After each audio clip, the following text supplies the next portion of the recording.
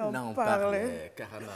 Et si on en parlait effectivement, Roch, Parlons-en. on va en parler, ne vous en faites pas, puisque nous avons déjà déballé le sujet, nous allons parler Tout à fait. du salaire, la paye, la fin du mois, comment cela se gère du côté des uns et des autres. Comment réussir à trouver l'équilibre dans la gestion du salaire?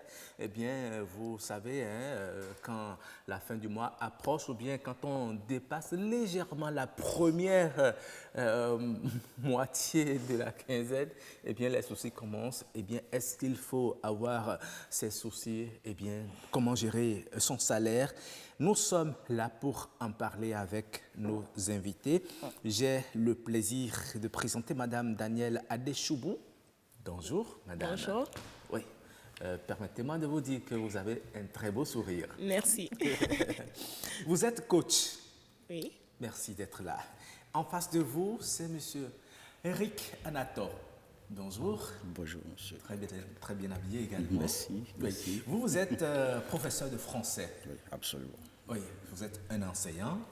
Et vous allez nous dire dans ce studio, sur ce plateau également, si vous vivez également les mêmes difficultés que tout fonctionnaire ordinaire ou bien vous avez une manière assez particulière, des astuces pour gérer votre fin de mois. Et puis, en appel téléphonique, nous aurons à joindre Armel Alavant. Il est expert en éducation financière. Dites-nous déjà, Karamat, d'entrée de jeu. Et si on demandait à Madame Adéchoubou de nous dire ce qu'elle entend par le salaire, hein. On va partir de là. Le salaire, pour vous, Madame Adéchoubou, en tant que coach, qu'est-ce que c'est en fait? D'accord, merci. Bonjour à tous. Bonjour, Karamat. Bonjour. Je dirais ceci, le salaire, nous devons comprendre, c'est un montant, une certaine somme que nous gagnons qui nous permet de prendre en charge nos besoins fondamentaux, plus l'épargne et aussi plus l'investissement. Donc, besoins fondamentaux, plus l'épargne et une petite portion d'investissement. Ça veut dire quoi? Quand on prend le salaire, il faut tout de suite le diviser en 3 portions, quitte à chacun de voir le pourcentage à réserver à chaque portion. Il faut déjà investir dans ses besoins déjà fondamentaux. Il faut aussi prévoir une partie pour l'épargne, c'est-à-dire économiser. Et l'autre, il faut aller investir. C'est important de faire cette répartition. Monsieur Anator, Madame l'a dit, le salaire doit servir aux besoins fondamentaux, à l'économie et à l'investissement. Voilà. Est-ce que vous pensez que le salaire sert effectivement à cela? Oui, bon, sinon, c'est ce qu'on croit. Et c'est ce qu'on tente de faire. Mais souvent, on ne réussit pas à le faire. Parce qu'il arrive à des fois où vous touchez et vous répartissez les charges. Vous dites peut-être, bon, ça là, c'est l'épargne que j'ai, c'est mon économie. Mais 3 jours après, vous retournez à votre compte. Parce que ce que vous avez prévu pour le mois, vous l'avez épuisé. Mais si vous l'avez épuisé et que vous êtes tenu de faire recours à votre économie, ça veut dire que vous n'avez plus d'épargne. Mais justement, pourquoi est-ce que dans les dépenses, on n'arrive pas à gérer, rester dans la marge qu'on s'est définie soi-même? Le problème, c'est quoi? C'est que vous prévoyez. Mais vous ne connaissez pas les imprévus qui peuvent venir. Bon, je suppose que vous avez fait une économie de 20 000 francs ce mois. Une semaine après, peut-être, on vous appelle, on vous dit, bon, il y a telle urgence au village et qu'il faut reprendre. Les 20 000 francs que vous avez économisés là ne restent plus là jusqu'à la fin du mois. Ça me permet de demander à Madame, est-ce qu'il ne faut pas ajouter une 4e rubrique, les imprévus? Ok, d'accord. C'est une très belle question et c'est la réalité que vivent beaucoup de salariés. Ce que je dirais, c'est que les imprévus, comme le nom l'indique, c'est des imprévus. Et des imprévus, c'est ce que vous êtes sûr de rencontrer par mois. Donc, vous aurez forcément des imprévus. Maintenant, voici ce qui se passe. Soit nous prenons en compte tous les imprévus, soit nous décidons de fermer les yeux sur quelques imprévus. Parce qu'en réalité, imaginez-vous par exemple que vous n'aviez plus rien. Qu'est-ce qui se serait passé avec l'imprévu? L'imprévu, il risque de passer. Non, mais si c'est vraiment important pour vous, oui. vous vous décarcassez pour trouver ce qu'il faut, quitte à royer même sur ce que vous n'avez pas encore perçu. C'est pour ça que je disais fermer les yeux sur certains imprévus. Il y a certains imprévus qui peuvent ne pas être aussi importants et capitaux pour vous. Par exemple, si c'est un imprévu qui vous permet peut-être de... La plupart du temps aussi, on veut faire une bonne image, impressionner, montrer également une bonne impression à l'extérieur, peut-être auprès de la famille et tout. Oui. Mais on n'est pas obligé de satisfaire tout le monde. Parce que lorsqu'on cherche à satisfaire tout le monde, on finit forcément en train d'être déprimé. Voilà. Et c'est un aspect important de l'aide sociale qu'elle est en train de toucher et qui fera avec le temps, je crois déjà demain ou après-demain, l'objet de notre plateau. On va donc y revenir, Madame Adéchobou. En attendant, on continue avec vous. Mais pourquoi aujourd'hui, on se rend compte que le salaire que l'on perçoit n'arrive pas toujours à couvrir nos charges? Pourquoi on a cette difficulté? Est-ce que ce n'est pas mauvaise gestion ou qu'est-ce qui peut expliquer cela? On se rend compte de nos jours que le salaire n'arrive pas à couvrir la majorité de nos charges. C'est comme si même, avant que le salaire ne vienne, une partie du salaire est déjà dépensée. C'est même pas une partie, la totalité même. Donc, quand le salaire vient, c'est juste pour payer les dettes à gauche et à droite. Et finalement, on se retrouve encore essoufflé avant la fin. C'est un cercle vicieux. C'est un cercle vicieux. C'est un cercle vicieux. D'abord, cela parle... Nous serons peut-être choqués, mais cela part d'une bonne estime de soi. Apprenons à être satisfaits avec la personne que nous sommes. Apprenons à comprendre que notre valeur ne dépend pas forcément du fait que j'ai un nouveau portable, ou du fait que j'ai une voiture, ou du fait que je sois en train de dépenser, de manger un certain nombre de mets à midi. Ma valeur ne dépend pas forcément de ça. Donc, nous devons être assez confortables avec qui nous sommes en réalité et ne pas chercher forcément à vivre le niveau de vie pour refléter une autre image à l'extérieur. Donc, vous trouvez donc par là que c'est parce que les gens essaient un peu de dépasser ou bien de trop viser, de voir un peu trop grand dans leur quotidien, c'est cela? Oui, les gens... La majorité des personnes essaient peut-être de vivre une vie pour refléter une certaine image à l'extérieur. Donc un peu au-dessus de leurs moyens. Un peu au-dessus des moyens. Ben, là aussi, c'est pour se donner une certaine valeur également. Justement, c'est ce que je disais. Oui. Parce qu'on se dit, OK, si je montre cette image, j'ai de la valeur. Oui. Mais en réalité, ce n'est pas ça qui définit nos valeurs. On vous considère beaucoup plus. Vous pouvez mieux apparaître et puis vous rentrez chez vous, vous délayez du galet. Exactement. Personne ne sait ce qui se passe chez à vous, l'intérieur, mais je fais bonne image à l'extérieur. Oui, est-ce que ce n'est pas une bonne chose, ça? Je dirais plutôt que cela ne définit pas ma valeur. Voilà. Cela ne définit pas ma valeur. Je prends quelqu'un aujourd'hui, la vraie valeur de toute personne, c'est quoi? C'est la qualité de l'information que la personne détient à l'intérieur d'elle. Les compétences, les aptitudes. Donc, ma valeur n'est pas liée à mes biens matériels et tout. D'accord. Je ne sais pas si M. Anato est du même avis que vous.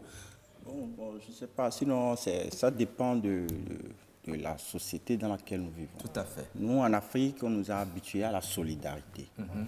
Et on se dit, généralement, le salarié, c'est le Akawi. Oui. Et quand c'est lui qui a les moyens. C'est lui qui a les moyens. Et ils ne sont pas... Est-ce que vous ne partagez pas ce point de vue des uns et des autres? Oui, c'est de notre société, c'est de notre culture. Parce que tout le monde n'a pas eu la chance de porter costume comme nous. Donc vous avez les moyens, M. Anato. Non, c'est l'image qu'on reflète. On se dit, non, c'est un fonctionnaire. Bon, on ne sait pas si tu es au SMIC, mais on sait que tu es un fonctionnaire. Oui, on ne veut même pas savoir. Non, on sait que tu es fonctionnaire. Ah, il est journaliste à l'OETV. Non, c'est un grand, c'est un fonctionnaire. Ah, oui. Et quand on a un problème, tout le monde fait recours à vous, le journaliste de l'OETV. Tout le monde fait recours à vous, l'enseignant. Parce que ça va comment il se gère. Il se dit, c'est bon, mais je trouve parfois de carburant à partir de 15 pour aller. Mais quand même, lui-même se dit, puisqu'on me fait recours, je ne suis pas le seul, mais c'est moi, on appelle souvent, alors il faut que je réagisse. Alors il faut que je réagisse. Bon, il est obligé de finir ce qu'il a. Ben, il n'a plus rien et il s'endette. lui s'arrange pour satisfaire les autres et il souffre. C'est ça. C'est là. Donc, il y a un facteur sociologique qu'il faut voir. Effectivement, il y a un facteur sociologique qu'il faut revoir. Mais en dehors de ça, ce qui pompe aussi le salaire, est-ce que ce ne sont pas les prix des denrées aujourd'hui, la popote qui augmente, l'argent que vous donnez ne suffit pas, madame qui se présente? Ou le prix n'allez pas sur ce terrain. Parce que quand vous savez que, bon, avant vous prenez le paquet de sucre à 400, aujourd'hui c'est à 450 je suppose, hein, ou bien c'est à 500, ça veut dire que vous faites votre budget en conséquence. Je connais même des gens qui, quand vous arrivez chez eux, ils ne mangent pas grand-chose. Mais quand vous les voyez dehors, ça dit, vous êtes impressionné, vous voyez que c'est de grandes personnes, quoi. Ça dit, c'est des gens qui dépensent bien, mais à la maison, bon, on ne peut pas, même pas. C'est la pâte avec le piment et le poisson à côté. Mais on va pas leur en vouloir. Hein. C'est chacun qui essaie de définir son mode de vie pourvu qu'il soit à l'aise. Et contrairement à ce que vous dites, il y en a qui s'acceptent tels qu'ils sont et gèrent à l'intérieur, qui mangent bien, mais à l'extérieur, c'est comme s'ils ne sont pas nantis, ils n'ont pas de moyens. C'est d'autres images on présente. On présente. Voilà. Mais lorsque, M. Anatole, lorsque, bon, je prends votre cas, hein, pas spécifiquement vous, lorsque vous êtes à un moment donné du mois et que vous n'avez plus de quoi vraiment vous tenir jusqu'à la fin du mois, comment vous faites? Bon, c'est là que vous vous accrochez. D'abord, vous accrochez à deux choses. D'abord, à votre calendrier. Et après, bon, à vos amis ou frères qui ne sont pas salariés comme vous. Parce qu'aujourd'hui, on a compris que bon, l'heureux, ce n'est pas le salarié. L'heureux, ce n'est pas le salarié. C'est peut-être... Et qui est heureux, selon vous? Peut-être, bon, excusez-moi, peut-être un maçon ou bien un mécanicien qui rentre le soir, au moins avec quelque chose. C'est-à-dire les artisans. Pas seulement eux, mais l'entrepreneur. L'entrepreneur, les artisans, ceux qui, lui, à la fin de la journée, rentrent avec une recette. Oui, puis toi, tu attends 30 jours. Vous estimez qu'ils sont plus heureux Bon, c'est ce que moi, c'est mon avis. Toi, tu attends 30 jours, mais lui, le soir, peut-être il rentre avec 2500, bien avec 3000. Lui, il va bien manger que toi. Mais toi, tu as pris peut-être 500 000 le mois, mais tu as filé 500 000 en 2 semaines. Est-ce à dire qu'on ne peut pas être heureux avec son salaire? Bon, j'ai posé cette question-là. Oui, j'ai posé cette question-là à mon directeur. Je vous la renvoie. Il m'a dit que, bon, finalement, on lui a dit que le salaire est conçu de telle enseigne que, avant la fin du mois, vous puissiez en manquer. Là, ça va vous pousser à continuer encore le mois prochain. C'est-à-dire, on n'est pas riche avec son salaire. Effectivement, madame. Vous répondez quoi à cette assertion? Effectivement, je dirais plutôt que pendant que je suis en train de gagner un certain salaire, je dois grandir en compétences. Donc, par exemple, regardez, lorsque je prends le salaire, vous voyez, vous payez le loyer, vous payez l'électricité et tout, vous payez tout le monde. Si vous avez un chauffeur, exactement, pareil. Le chauffeur. Mais est-ce que vous vous payez vous-même? Se payer vous-même, c'est quoi? Se payer vous-même, ce serait par exemple décider de suivre une formation, un cours d'anglais par exemple. En ce moment, vous vous payez vous-même. Donc lorsque vous regardez le salaire, la plupart du temps, notre salaire va toujours vers les autres, mais ne vient pas vers nous-mêmes. Lorsque nous apprenons à nous payer nous-mêmes et nous grandissons dans nos compétences, dans nos qualités, dans nos valeurs, en ce moment-là, je travaille pour l'avenir.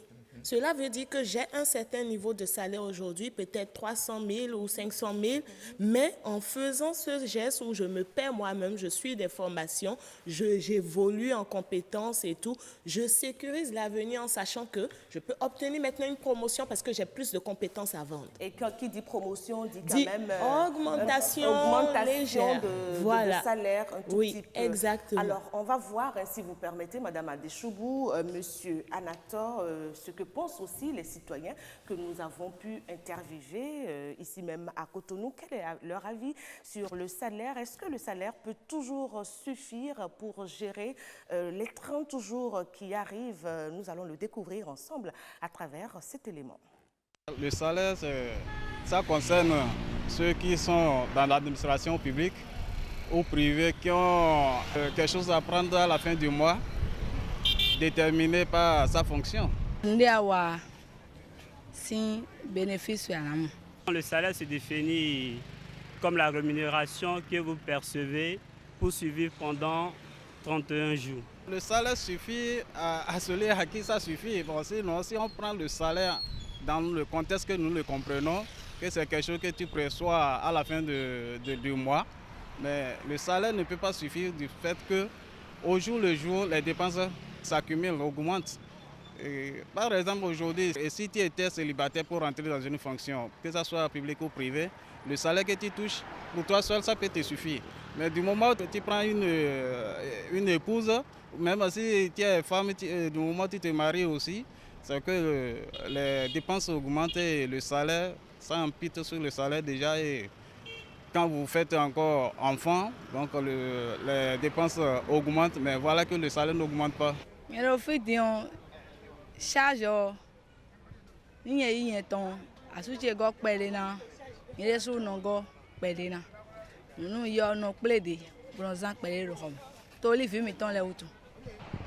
je dirais que le fonctionnaire béninois n'a pas la culture de planification.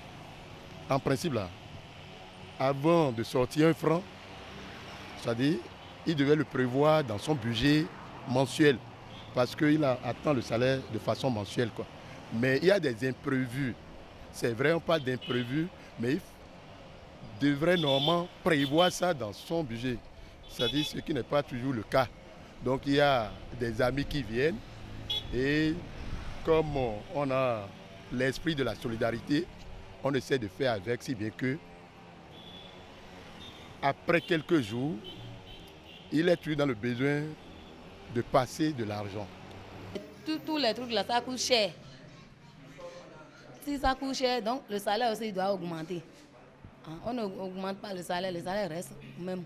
Il y a des gens, depuis 10 ans, le salaire qu'ils prennent, ils prennent ça jusqu'à aujourd'hui maintenant. Notre pays est un pays à économie dominée.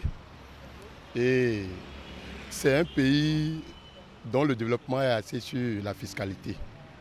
Donc si l'État béninois devrait payer le fonctionnaire, ce n'est pas ce que nous gagnons. Donc, mais on essaie de faire avec. Le fonctionnaire béninois a toujours mangé son blé en herbe. C'est pour vous dire que le salaire est insignifiant, quoi. J'essaie de solliciter l'aide des amis.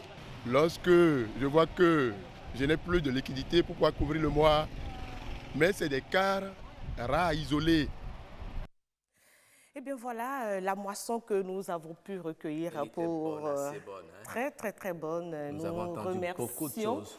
L'équipe qui était sur le terrain et qui a pu avoir donc ce résultat-là. Vous avez suivi ensemble avec nous sur ce plateau et nous, on faisait déjà notre petit commentaire autour. Il y en a qui ont parlé d'augmentation de charges qui justifierait un peu cette difficulté à gérer son salaire. Et quelqu'un qui vient mettre l'accent sur quand même quelque chose de très important et il parle de planification et il paraît que le Béninois, entre griffes, n'est pas quelqu'un qui arrive à se planifier.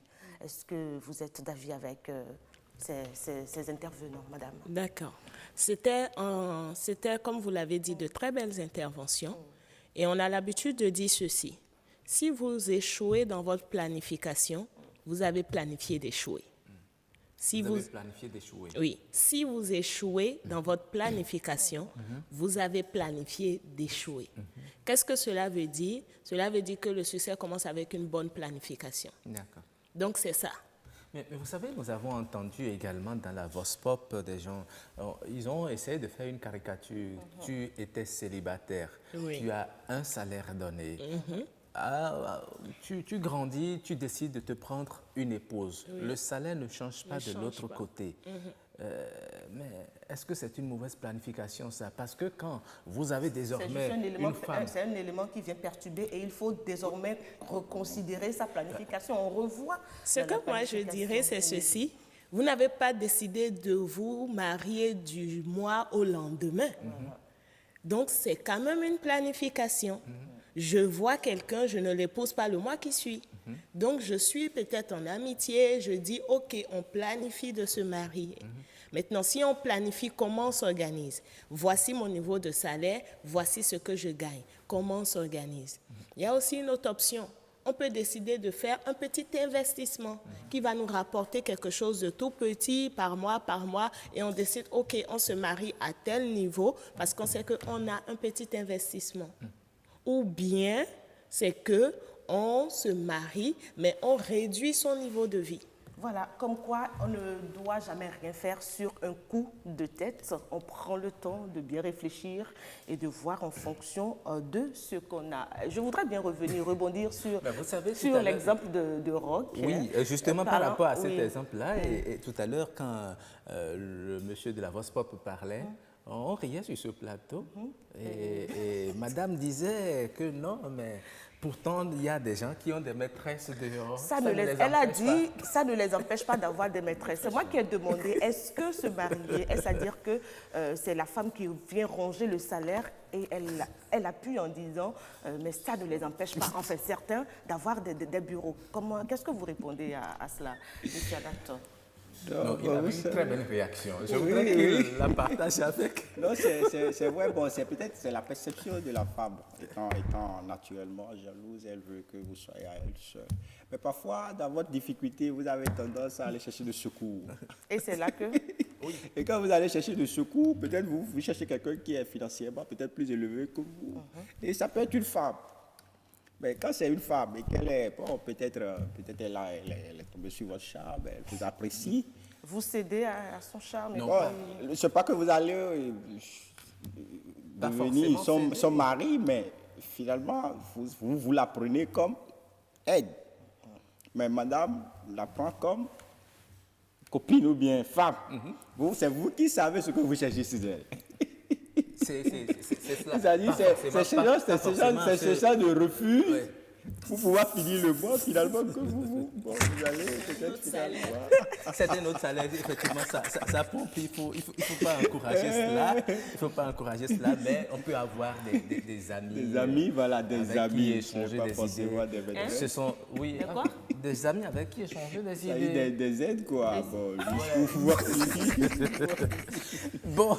Non, vous savez pourquoi j'aime bien les interventions de M. Anato? Il est précis dans ce qu'il dit. Roch essaie de voiler, de camoufler un tout petit peu. Hein? Bon. Mais nous, on voit. M. Anato, lui, vient mettre à la place publique. Bon. Merci beaucoup. Alors, on va évoluer dans le débat. Nous sommes déjà en direct avec notre expert, M. Armel Alavo. Il est expert en éducation financière. Il est déjà en ligne. Bonjour, M. Alavo. Bonjour, monsieur le journaliste. Alors, vous êtes en direct dans cette émission. Nous parlons de la gestion du salaire. Comment trouver le juste milieu, justement, l'équilibre pour ne pas fléchir avant la fin du mois. Alors, dites-nous déjà, est-ce que le salaire permet aux salariés de couvrir toutes ces charges? Déjà, merci beaucoup. J'ai suivi un peu le débat sur la question. Ouais. Mais je crois que déjà, je ne commence pas à dire que le salaire, c'est effectivement la rémunération que vous percevez donc face à l'effort que vous fournissez dans le cadre, vous fournissez plutôt dans le cadre d'un contrat de travail. Alors, vous avez le salaire qui est souvent statique, d'accord, face à des dépenses qui sont très dynamiques. Absolument, c'est très important. J'ai suivi un exemple tout à l'heure où, je crois que c'était le coach qui disait, vous avez acheté peut-être le pain il y a un mois à 150 ou à 100 francs. Ouais. Aujourd'hui, le pain est à 125 francs. Mais le salaire n'a pas évolué de la même manière. Alors aujourd'hui, il est effectivement question, compte tenu du fait que le salaire n'arrive pas toujours à couvrir les charges, de s'organiser. L'organisation passe par la planification budgétaire. Je crois que quelqu'un, au cours de votre Voix Populi, il y a quelqu'un qui a abordé la question, la planification budgétaire. Ouais. Il faut que vous teniez un budget. Le budget qui enregistre donc les revenus et les dépenses. Et quand vous voyez la partie revenus, quand on parle donc du salaire, il n'y a que le salaire. Et donc une seule source de revenus. Alors quand vous prenez la partie dépenses, vous avez plusieurs dépenses.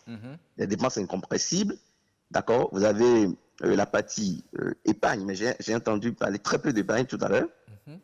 C'est vrai que il y a une parenthèse qui a été ouverte sur l'épargne, mais j'ai vu qu'on n'a pas vraiment parlé donc de l'épargne. La coach sur le plateau nous a dit qu'il faut faire la répartition en 3 grands chapitres. Les besoins. Il y a les besoins, l'économie, l'épargne et l'investissement. Et puis les investissements. Oui, et on a essayé de trouver une 4e rubrique qui est les imprévus.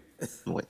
Je ne partage pas entièrement cette composition ou cette constitution donc, du salaire. Alors, je parlerai plutôt de la composition du budget. D'accord?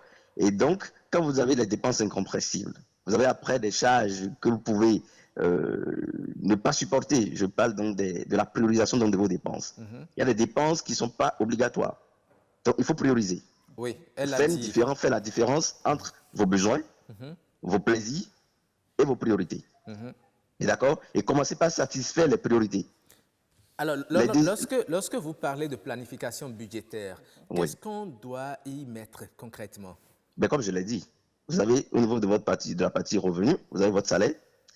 Au niveau de la partie dépenses, vous avez tout ce qui est sorti de fonds. Oui. Le loyer, l'électricité, l'eau, les achats, le remboursement d'un crédit éventuellement, l'épargne, la tontine, etc. Autant de choses que vous pouvez mettre dans la partie dépenses. D'accord? Oui. Alors, aujourd'hui, comme je l'ai dit, nous sommes face à une situation où, même quand vous épargnez, on a tendance à toujours retenir vers l'épargne. Parce qu'il y a effectivement des imprévus. Ouais. Et comme elle l'a dit tout à l'heure, il faut également prévoir la partie imprévue. Mais l'épargne ne permet pas toujours de supporter, ou du moins de réaliser ses rêves. D'accord? Et donc, dès que vous épargnez, et généralement, moi je conseille aux gens de constituer une épargne qui fasse par exemple 20% de votre salaire. Entre 10 et 20%. En fonction de votre revenu. Et il y en a qui vont au-delà, parce que toutes les fois que vous avez la chance ou l'occasion d'épargner, n'hésitez pas. Parce que quand vous prenez votre salaire, tout ce que vous sortez comme ressources, ça ne vous appartient pas. Le propriétaire prend le loyer, la SBE, enfin, l'institution qui offre les services d'électricité, prend pour elle. Et donc, ce qui vous revient réellement, c'est l'épargne, les 20%. Et donc, toutes les fois que vous avez la possibilité d'aller au-delà des 20%, n'hésitez surtout pas. Mais en dehors de cette planification budgétaire que vous évoquez, est-ce qu'il ne faut pas que le salarié pense à une activité génératrice de revenus pour justement, j'en arrivais là. En fait, quand vous constituez votre épargne, d'accord, il faut progressivement commencer par voir dans quoi il faut placer l'épargne pour qu'elle puisse être vraiment rentable pour vous. Et donc, investir. Investir suppose une activité génératrice de revenus. Investir suppose aller peut-être sur le marché boursier. Investir suppose constituer une épargne à terme, je veux dire un dépôt à terme dans une banque. Et donc, pour tenir compte de tout ce qui est inflation sur le marché. Et donc, dès que vous avez l'épargne qui n'est pas, qui ne vous rend pas riche, l'épargne qui ne vous aide pas, qui ne vous permet pas toujours de réaliser tous les rêves, il faut pouvoir investir. Et tout à l'heure, j'ai été intéressé par l'intervention donc du professeur qui dit que quand vous constituez l'épargne, vous n'avez pas toujours... enfin, il a fait une intervention qui m'a intéressé, où j'ai compris qu'avec l'épargne, effectivement, vous ne pouvez pas tout supporter. Et donc, vous êtes obligé parfois pour régler quelques questions donc, de tension de trésorerie, de recourir vers les entrepreneurs, justement parce que l'entrepreneur au quotidien est liquide. Mais vous savez, aujourd'hui, les tests en vigueur ne permettent pas à un salarié, surtout de la fonction publique, d'avoir des activités génératrices de revenus à côté. Non, les tests, activités génératrices de revenus, je ne demande pas d'aller créer une société, forcément, mais quand il y a activité génératrice de revenus, ça peut être n'importe quelle autre activité. Vous n'êtes pas obligé de créer une société pour mener une activité génératrice de revenus. Alors, il y a une petite parenthèse que je voulais ouvrir. Alors, je conseille souvent aux gens d'avoir, par exemple ceux qui louent des appartements. On ne tient pas compte de son niveau de salaire, mais on loue des appartements qui coûtent très cher. Par exemple, vous avez un montant un salaire de 300 000 francs. Généralement, il faut que le montant de votre loyer soit le 1/6 de votre salaire. On ne tient pas compte de ces éléments-là, et donc on peut gagner un salaire de 100 000 francs et puis prendre un appartement qui coûte 45, 40, 50 000 francs. Il y a connu des cas. Hein. Monsieur Alavo, là aussi, c'est discutable ainsi parce que vous ne gagnez pas un salaire consistant. Il faut aller louer très loin de votre lieu de travail. Et vous n'imaginez pas aussi la charge que vous allez investir dans le déplacement. Oui, mais c'est ce que je dis. Déjà, il faut commencer par voir. En termes de gestion donc, du transport, il y a beaucoup d'autres aspects qu'on peut voir. D'accord. Si vous voulez régler cette question donc, de déplacement, il y a deux possibilités. D'accord. Soit vous achetez moins de déplacements, et là encore le problème se pose, parce que les gens n'arrivent pas toujours à apprécier. Parfois, pour régler une question de déplacement, on voit beaucoup plus la satisfaction d'un besoin d'appartenance, au lieu que ce soit la gestion d'un besoin, si vous voulez, de sécurité. Ok. D'accord. Oui. On va acheter une voiture, par exemple, au lieu d'acheter peut-être une moto qui permet de joindre rapidement le boulot. Alors quand vous achetez une voiture tout de suite, ça va vous engager dans une situation que vous ne pouvez pas gérer. Absolument. Parce que acheter une voiture implique beaucoup d'autres charges. Il faut pouvoir l'alimenter. Après, Moi, je connais des gens qui ont déjà acheté des voitures, d'accord, des salariés, et déjà un mois après, ont des problèmes de moteur. Voilà. Ils ont été obligés de changer le moteur. Ça induit encore une autre charge que vous n'arrivez toujours pas à gérer. Merci beaucoup, monsieur. Merci, monsieur Alavor. Je rappelle que vous êtes expert en éducation financière. Vous nous avez apporté beaucoup par rapport à cette thématique. Merci à vous et très bonne journée. Nous revenons Merci pareil à vous aussi. Plateau. Merci beaucoup à Roch Akweyinou pour ce temps d'échange avec notre expert sur la question de gestion de son salaire. Nous vous attendons toujours. Continuez par nous envoyer des messages d'un moment à l'autre.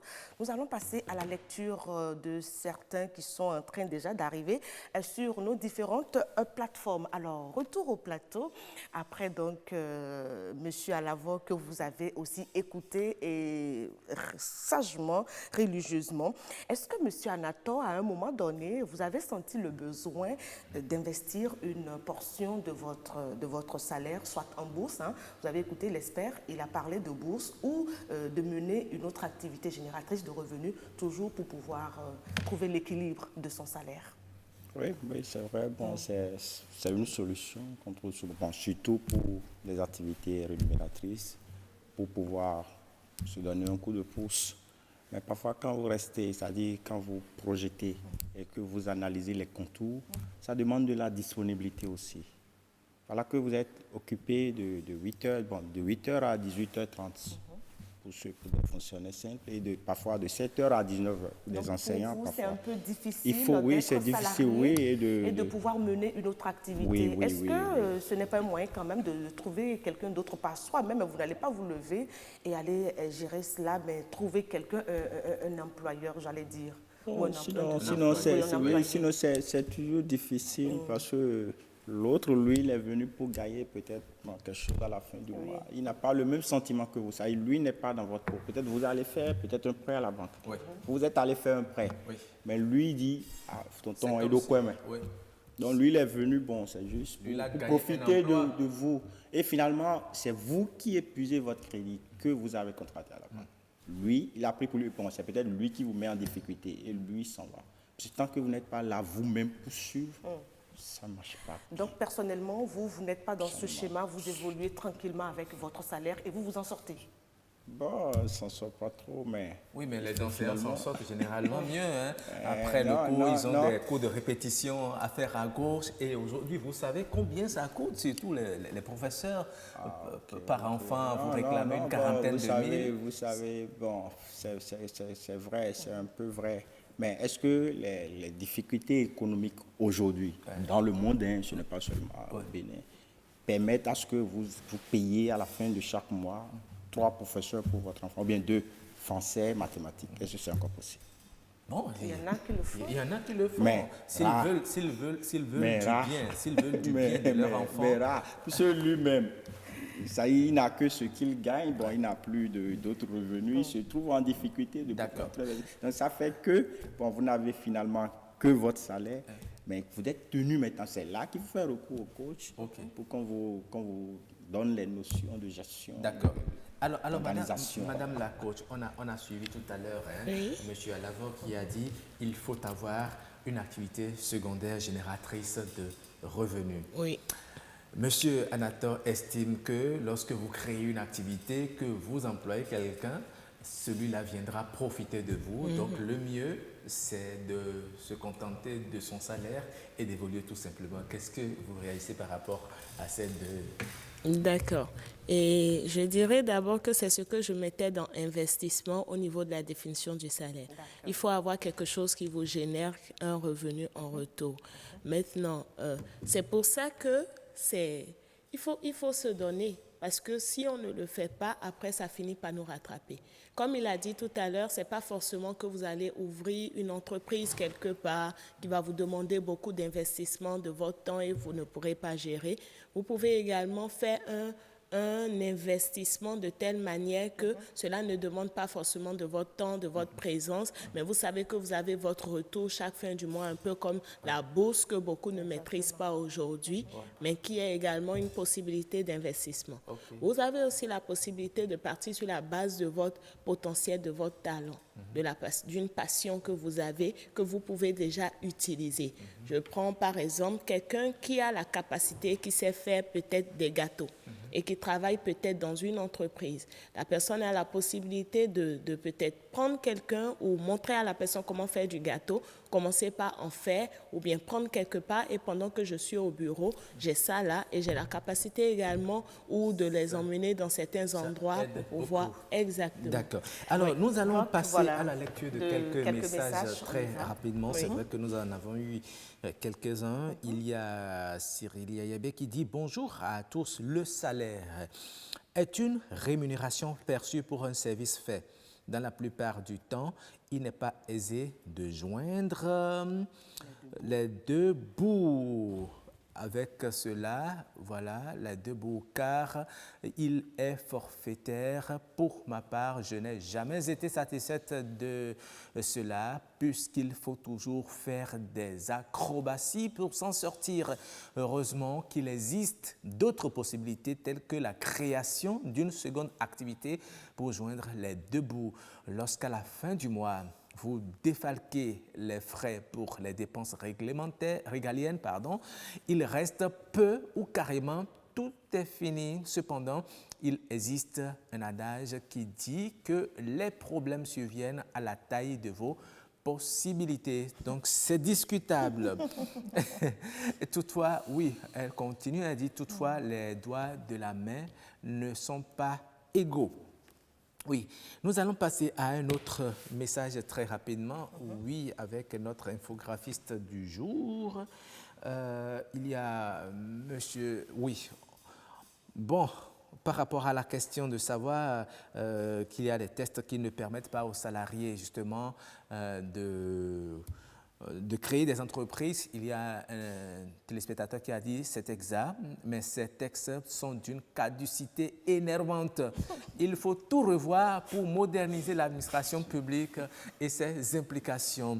Et il y a un autre qui dit ceci, c'est Honoré Naoum, qui dit salaire.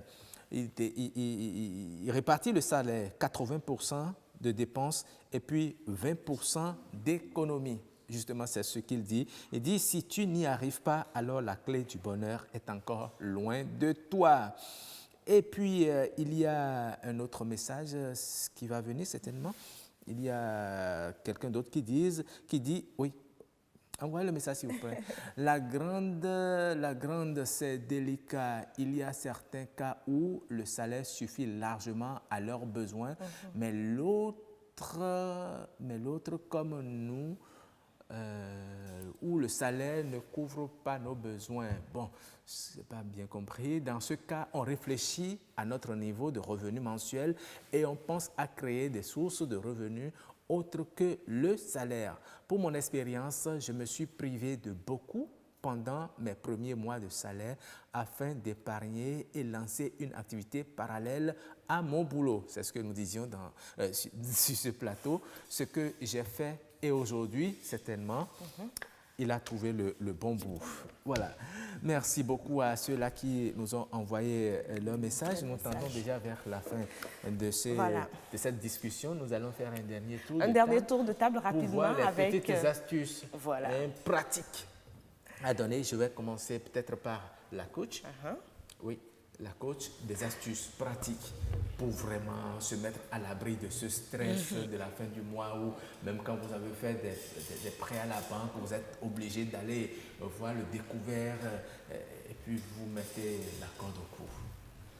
Ok, je dirais déjà, avant de prendre une voiture, on s'assure d'aller faire une auto-école, d'aller apprendre et tout. À conduire. Mais combien parmi nous, avant de se lancer dans le monde de l'emploi, vont voir des personnes adaptées, adéquates, un peu comme l'expert, pour dire bientôt je serai salarié. Qu'est-ce que vous me conseillez? Comment je peux m'y prendre? Donc beaucoup vont sans une grande connaissance. C'est ce qui fait que les gens se cassent la tête, essaient de faire ce qu'ils pensent être bon, se cassent encore la tête et ne se relèvent pas peut-être et s'enfoncent dans des dettes. Donc déjà s'informer. Même si vous n'avez pas la possibilité d'aller vers un expert, vers un coach, allez sur Internet. Voyez comment le salaire, qu'est-ce que le salaire est, comment je le gère pour pouvoir m'en sortir. Comme on l'a dit tout à l'heure, quelles sont les dépenses que je dois considérer en premier? Les dépenses prioritaires.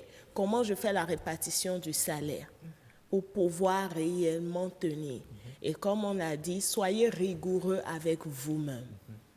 Soyez rigoureux avec vous-même, c'est-à-dire, au cours de cette journée, j'ai décidé de dépenser combien? Combien me...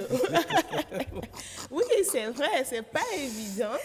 En tout cas, moi, j'en connais qui s'en tiennent rigoureusement à leur planification de départ. Et puis, ça leur marche parfaitement bien. Ils se taillent 1 000 francs, 2 000 francs par jour. Et quand X ou Y veut se greffer sur leur plan, ils disent « Ah non, on peut se retrouver le lendemain. Pour aujourd'hui, je l'ai déjà calé et c'est fini. Suivez mon regard. » D'accord, on continue avec les astuces. On continue avec les astuces. Ok, mais on les juge le plus souvent, mais ces personnes-là finissent par nous prouver qu'elles avaient raison et que c'était la bonne méthode. Ok, donc c'est bon, je disais tout à l'heure, soyez rigoureux avec vous-même. Ne cherchez pas à impressionner qui que ce soit. Connaissez qui vous êtes et peu importe l'opinion, l'avis des gens, sachez ce que vous voulez bâtir. Ayez une vision de là où vous allez, de ce que vous voulez réaliser. Monsieur Anator, est-ce que ça vous convainc? Est-ce que ça vous rassure dans votre posture de salarié aujourd'hui? Est-ce que vous pouvez vous réjouir de votre rôle que vous jouez dans la société aujourd'hui avec ces astuces, ces conseils de notre coach? Oui, je fais bien ces conseils.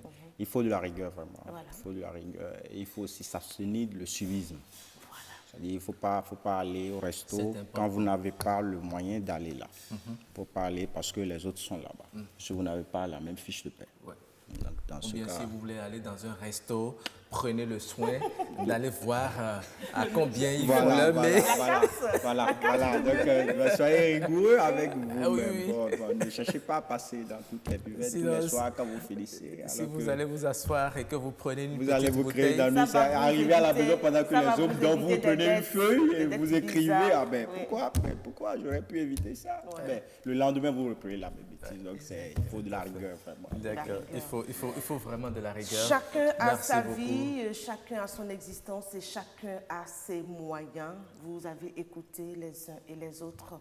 Ne suivez pas pour suivre. Faites ce qui ressort de vos capacités, de vos moyens et vous verrez que vous allez tout doucement franchir des étapes, monter des escaliers et rejoindre les autres peut-être qui étaient à la cime.